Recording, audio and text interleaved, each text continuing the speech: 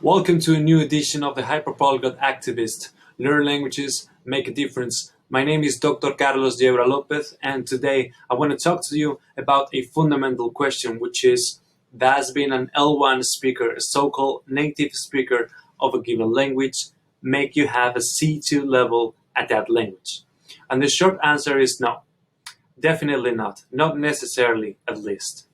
Now, if this is the case, why do most people still think that being an L1 speaker of a language necessarily makes you have a C2 level at that language?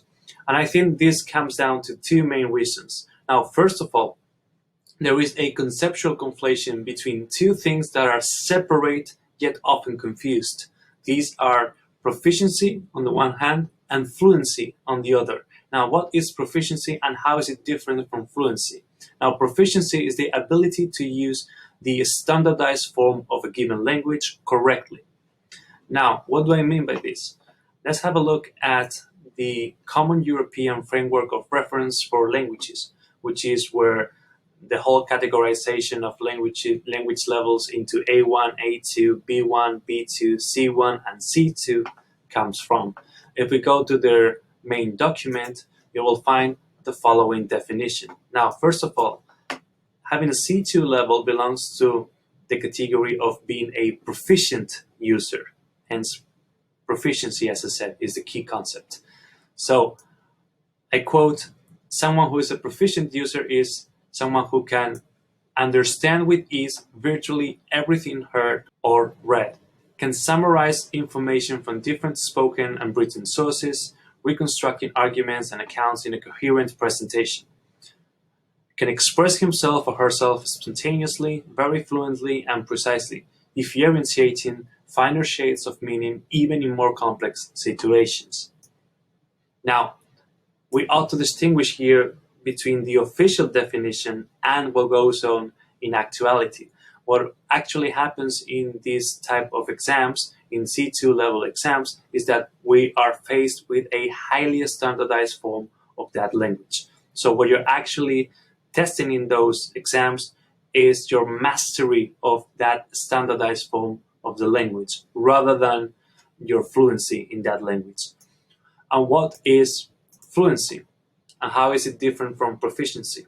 As we said, proficiency is your ability to use the standardized form of the language correctly. In contradistinction, fluency is your ability to use that language without exerting a conscious effort. So I'll give you a very easy example to understand.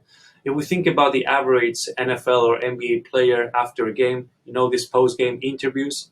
Okay, so imagine in those cases where English is actually their first language, they are actually very fluent in those interviews. They are highly fluent in that language. You can tell they are not making a conscious effort. Oftentimes they are super tired from the game and they can still speak the language fluently. Why? Because they're not making a conscious effort at speaking it. Now, will I ever attain that level of fluency not having English as my L1? Probably not. So I'm much less fluent than these people when it comes to speaking English.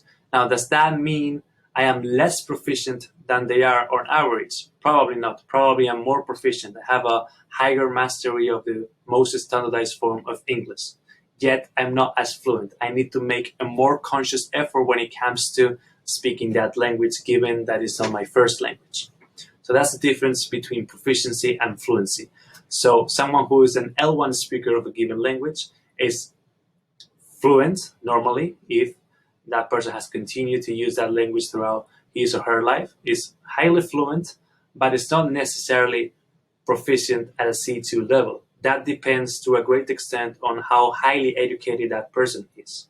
So if it's highly educated, typically they will have a proficiency at that level, they will have a C2 level. If they're not highly educated, it is very improbable, it is very unlikely that they will be of a C2 level proficiency in addition to be fluent in that language.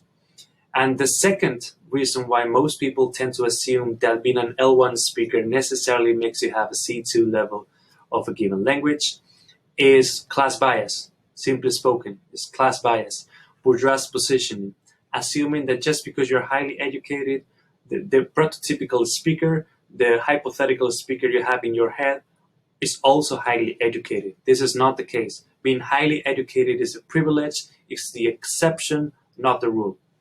By realizing this, by realizing that being highly educated is the exception rather than the rule, we will come to the conclusion that most people, even though they are L1 speakers of a given language, most people are still not proficient in that language at a C2 level. Why? Because they lack the education to reach that level. So I hope now I have cleared this up and dispelled the myth that just because someone is an L1 speaker of a given language, that means that he or she is also proficient at a C2 level. And as always, thanks for watching, and I'll see you folks in the next video.